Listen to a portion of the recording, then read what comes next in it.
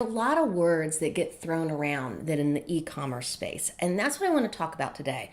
What are these different words? Like, what is the platform or marketplace or direct seller or a seller account? All of these things, they can be really confusing if you're not if you don't know what they mean. And when you're new in the e-commerce space and you're selling products online, it's really important that we know terms and definitions. So that's what we're going to talk about today. My name is Heather, and I help people sell products online. And the way we're going to do that today is by having a little good old-fashioned flashcard kind of conversation. So I want to break down some of the common terms and that are used when describing how people sell online. So the first one is a lot of times people say, oh, well, what platform should I be selling on? A platform is kind of the industry lingo, mean what store should I sell it from, or should I have my own website, or should I be selling on social media? So that's what a platform is. That's the real 30,000-foot view, right? So then we're going to break it down from there, and there are really then several different avenues that come off of that are ways that you can sell online. So the first one is kind of the obvious one in my book. Obviously, it's your own website. That's a platform that you may use to sell from. The second one is from somebody else's website, so from another internet retailer. So that would be like an Amazon or a Wayfair or a Walmart or an Overstock or an Etsy. Those are all other e-tailers. That's another way to describe it. Or internet retailer. So that's the second way that you can sell from the internet. The third way is from different social media platforms. So that is obviously, you would know like your Instagram, your Facebook, so forth, TikTok. The biggest one right now is TikTok. And that's kind of the third way. So really there's only one way where you own it.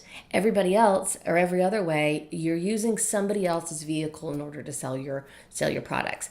Doesn't make it, not one's not better than the other. It's just those are the differences. So, okay, so now we've gone from platform to the different ways you can do it. Now let's break this down and understand what the difference is between a marketplace and a wholesaler. So, a marketplace is where you are the seller of record and you're on somebody else's platform.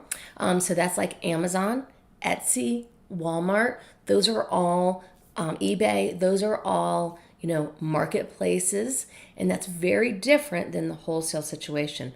When you're in the marketplace, that means you are the seller of record. That means you are setting the retail. You are paying the cost of shipping. You are the one who creates kind of your own little brand store if your brand is registered and trademarked. You're in charge of the aesthetic of how it kind of looks, and you're doing all of the creation for the product listings and the imagery and so forth. The biggest difference in this one is when it's about the shipping and the returns and setting the retail. So that's what really is the key differentiator on a marketplace. Excuse me. Okay, so then we have a wholesale, or what I also call a direct wholesale account. And that is where, let's say that's like an Overstock or a Home Depot or a Wayfair, Macy's, Bed Bath.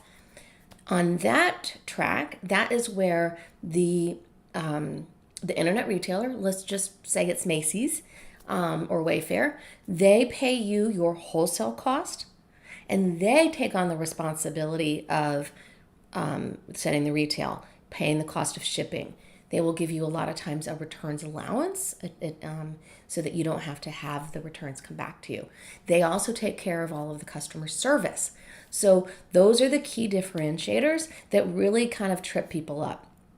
All the time I talk to folks and they want to sell to some place like a Home Depot or a Macy's or a Lowe's or a Wayfair, and they get really confused because I'm like, no, it's not a marketplace. And they're like, well, what do you mean I can't set the retail? So Amazon has really made it so this can be a really confusing area. So just make sure you understand that if you're selling on Etsy or you're selling on Amazon, then you are on a traditional marketplace.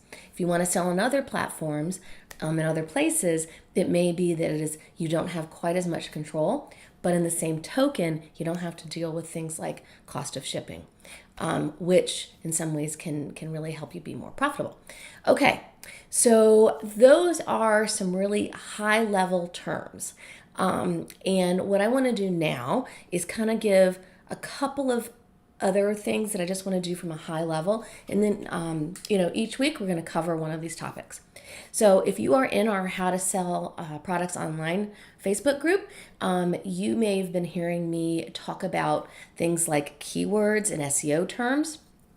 I just want to make sure that everybody knows what they are, and how we use them. So a keyword is a search term that the customer uses to find your product, right? And we're going to talk, we have other videos that we talk about how we do that. So I want to make sure that, we understand that that is another term.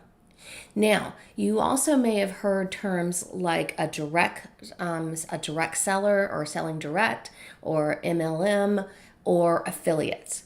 So I'm just going to high level this. MLMs are those multi-level marketing companies, and they're also called sometimes direct selling. So that is one type of sales. Then there is the wholesale type of seller, where they get the product themselves, they've sourced it themselves, so forth. And those are two very different kind of definitions. In the direct sales aspect, you sell products that are associated with a company that you work with, and get paid from. And when you are a wholesaler on your own, that's where you are in charge of creating and sourcing the products yourself. You're not doing it from someone else's catalog. So those are other key differentiators. And you may have heard about affiliate programs, and that's where, let's say you have your own product line. Maybe you have a subscription service for bath products. You may create a program that allows others to promote your product, and they get paid a percentage. So they get like a commission off of every sale. So those are all this is a lot of definitions, y'all. So these are some big key, big global terms that we're going to break down even further in other videos. So if you have any questions, then I would love it if you would just comment below, and let us know.